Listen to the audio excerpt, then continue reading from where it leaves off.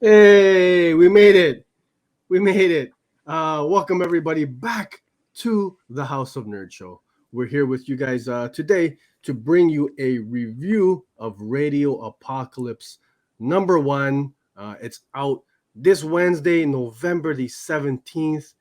Man, we're hype. We're hype. This has been on the radar for quite some time. We're excited to talk about this book today, written by the one and only Ram V. The On man. art, yes, the man, best writer in the game right now. On art, we've got Anand Rk, and we got colorist by the name of Shankar, and the letterer Adita Bidikar. Man, if there's ever was a creative dream team, this is it, man. The same team who brought us the classic blue and green.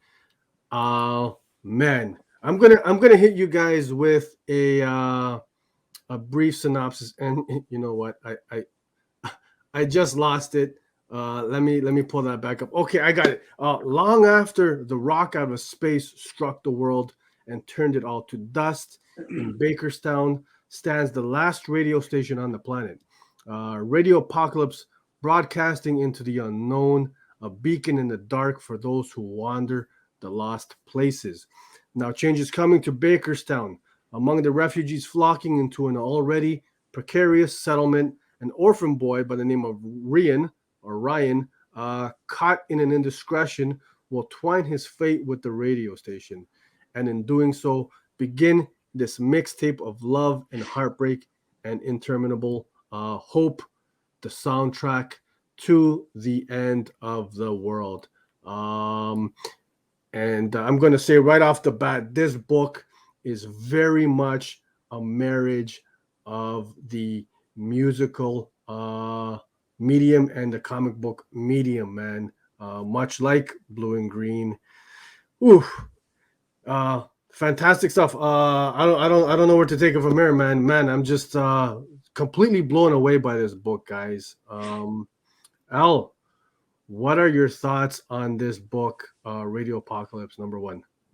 So, just to reiterate, it's a gorgeous book. Every panel, every page is just, phenomenal. And I didn't read, usually I don't read synopsis, but, I did after I read this like two times.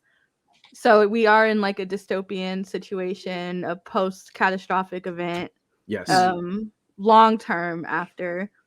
And so you have, the different locations that are running low on supplies. What happens when you run out of supplies? There's one last radio tower left, Hmm. and then you have different groups of people with different motives, all trying to get into this one space, and what the implications of that are for mankind. For humanity. Yeah. Hmm. And we got two kind of main stories in this first issue. We've got as mentioned in the synopsis, a young man by the name of Ryan. Hmm. Um, he's made some choices. He finds himself uh, in the settlement here, and then the other one is a story about the couple survivors, right? Hmm. They're Tan and trying. Callie. I'm sorry. Tan and Callie. Tan and Callie, yes, thank you Hmm. very much. Tan and Callie, two survivors who are trying to make it to this last radio station on the planet, which very much is like a beacon of hope, right, for humanity in this story. It's great stuff. Ruben, what did you think, buddy? Man, I have so many. There's so many things about this book that I loved. First off, I love the post-apocalyptic genre. Anybody that knows me knows I'm a sucker for it. Oh yeah. And like you said, the musical element that he incorporated here was just so fun. Like, I just art, like any kind of media, just with music, it's so much more of a plus. Like, I get a lot of my favorite music from TV shows and movies that I watch because the way that they're implemented and this Mhm. that creative aspect of it's so fun. And so if you're just a music junkie, this is a treat for you. And the writing and art, of course, Ron V, we're all a big fan of him here, and the art is just amazing. You get so just wowed at every bit of these panels. Like I felt myself staring at the art more than actually reading it. Just there's so much to admire about the art and just the palette, the color aspect is so perfect. And what I liked about it as a number one was that it kind of told you, I got the sense of you really like this book, then the rest of the book are something like you don't even know what's in store for you for the next 3 issues. It's a 4 issue miniseries, Yep. and number one just got me hyped up, and I feel like we just have a whole lot more to explore. 4 issue miniseries number one knocks it out of the park, folks. This is easily, in my opinion, a top 5, if not top 3. Oh yeah, Not just number one Mhm. or number one issue, but of any single issue to drop so far, man. That's how good it is. Ruben, you talked on the musical element, and I've got to say one of my absolute favorite parts is, so there's a forward to the book by Ram, excuse me, and he talks about what they're trying to create, this marriage between the music and the comic book medium, and he says, there's a line, there's a song name that comes up at a point in the book. He says, if you can, play it with the music in the background playing as you're reading, and you're not gonna miss it. I don't want to spoil what happened, who the song is, who the artist, but when I tell you, I was legitimately moved. Mhm. yes, Moved. And uh, don't speed read. Take no, your time with it, because the timing of absorb the music, and then with the preview of the next issue, it's like the perfect like end to a TV show or something, like an episode. exactly. It's perfect.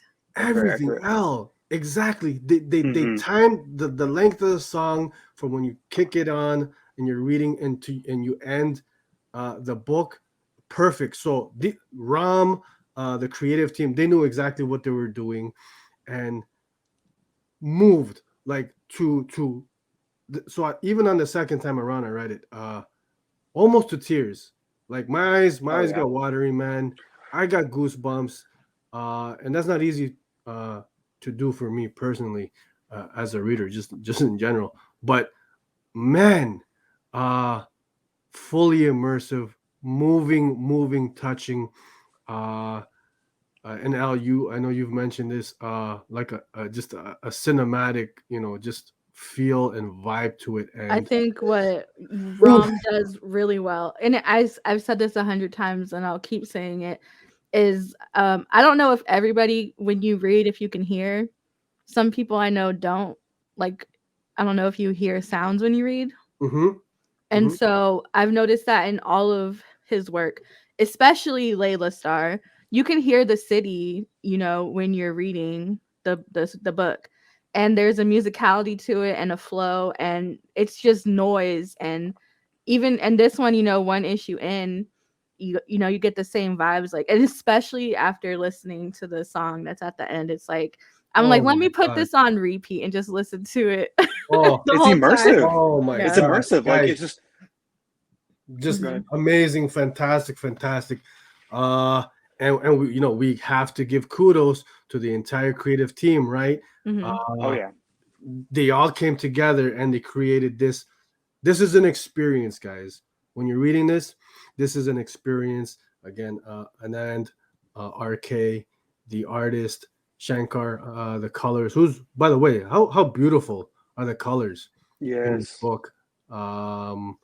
And you know what I love about Anand's art style is he switches it up. He Mhm. switches it up to fit the story that he's telling with the writer. His art style in this book completely different than what it is in something like Blue and Green, right? Hmm. And they both work. They suit the story that's being told. Uh, this one here, I have a feeling much like Layla Starr is gonna be an all timer. not just for the year, but period, folks. And I don't know if you guys caught on the reread there. There's there's foreshadowing very early on in the book. I'm not gonna say what it was, but if you caught it, you know. Uh, and if for the folks who are gonna read this for the first time, read it again, and then you know see if you catch that foreshadowing, and it's just masterful, chef's kiss.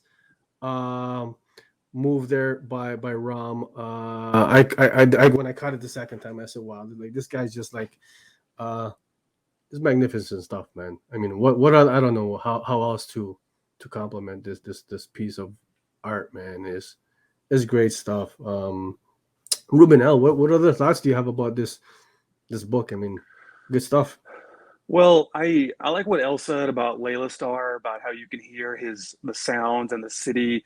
And so what I think was great about Ram V and his creator-owned stuff is that it's so you become immersive in the story and what's going on with the just the scenery and the surroundings and the sound.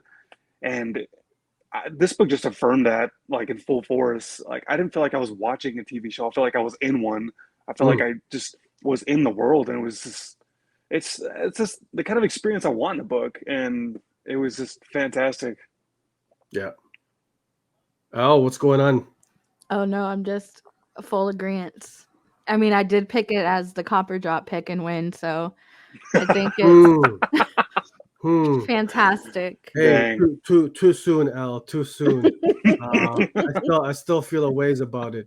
Uh, That Truly, was so listen, like, dirty. and you know, if Rom wasn't on it, I don't know if I necessarily would have, like, just based off the synopsis. mhm, oh, another, you know, post post-apocalyptic dystopian. dystopian. I'm Yeah, like, okay. yeah. But then as Hey, soon as Rom's doing it, I love I love dirty streets and man, no, but hey, I just Hopelessness. I love dystopian stories. I love, that's one of my favorite genres as well.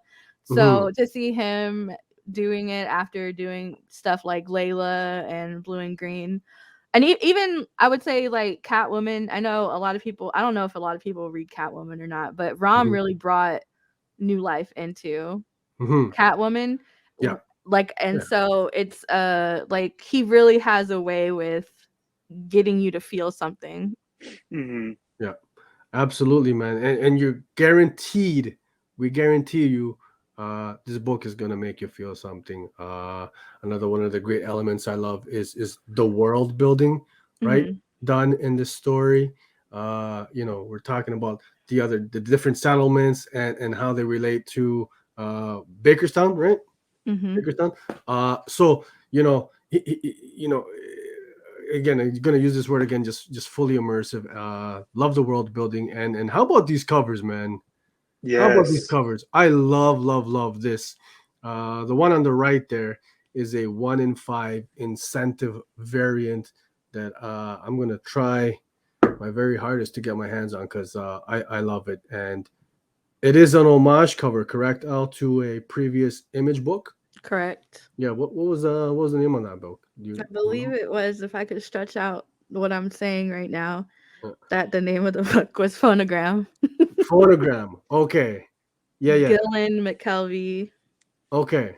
It was a six Okay. issue. It looks like there was multiple volumes. Old image series, but yeah, I mean, all the covers are great there. I think we've got a Martin Simmons cover, Mhm. um, some other Hutchison covers. Cates. I Okay, love the cover A, and I'm so excited to get that the cover. cover is great. Hey, who does the Yeah, one on the right? Is that a Nans? That's a Hutchison Oh, the Cates. Hudson. That's the one, eh? that's Yeah, cool That's too. that's They're all my great. personal favorite cover. it's cool. It's cool. I Mhm. dig it. So a lot of different elements within this book, and honestly, we could go on, but because we're bringing this to you guys before it's reviewed, we don't want to talk spoilers, but we're definitely going to get into maybe a bit more spoiler territory on an upcoming episode of the House of Nerd Show because uh Yeah. And I I'm think, sure, week in review will just be I'll go first. So that's my number one. man, I'm calling it. hey, it's okay. I can't even be mad. Point is, guys, pick up this book, man. This is Yes. top tier reading. Thank you so much to the whole creative team, man, for man, as a comic reader, I don't know that, you know, this is what it's about, right? You know, is an experience reading something like this, man. So any final thoughts from you guys? I just want to say, reserve your copy. Let your comic shop know pre-ordering is important now more than ever. Just put those pre-orders in and like support this book. It's gonna be amazing. Absolutely. Yeah. So Al, any final thoughts on the book there, Al? It's a definite buy. Yeah. It's a multiple cover buy. It's a Oh yeah. it's a wall buy. Like it's so good. Like this is some like I haven't really been excited for an issue by issue Yeah. series in a minute, and I can't wait to get to number 2. Yeah. Same. And you know what? I personally I rarely, I don't like to do like the whole numbered rating system. But I will say this is a perfect or damn near perfect issue number 1 issue, just story issue period, man. It was like a 9, and then they did the music at the end, and it's a 10. It's like an 11. Yeah, really. And I'm like, Love I that. don't even listen to this music, but guess what? It's on my playlist now. So that's a great thing too. You know, I'm glad you brought that up because yeah, I you know, I'm not I don't really listen to that music. Not that I dislike it, never, you know, just not a, Mhm. you know, not something that I listen to. But damn was it perfect. Mhm. Perfect. Yeah, we heard you humming it when we got on the Mhm. StreamYard. Yeah, I was bumping it before we did this review. Hey, that's what you guys did, man. Hey, that's it. That's the House of Nerd review. I think it's safe to say we all absolutely love and adore this book, man. Radio Apocalypse, out Wednesday, November 17th. Go ahead and pick it up, man. It's comic book reading at its finest. If you guys are digging, liking what we're doing, please hit that like button, hit that subscribe button, and let us know in the comments what you guys think about Radio Apocalypse. You know, we're curious to hear. We want to know. Let's create a discourse around this book. Yeah. That's it for the House of Nerd Show, guys. We're going to see you next time. Yeah. All righty. Peace.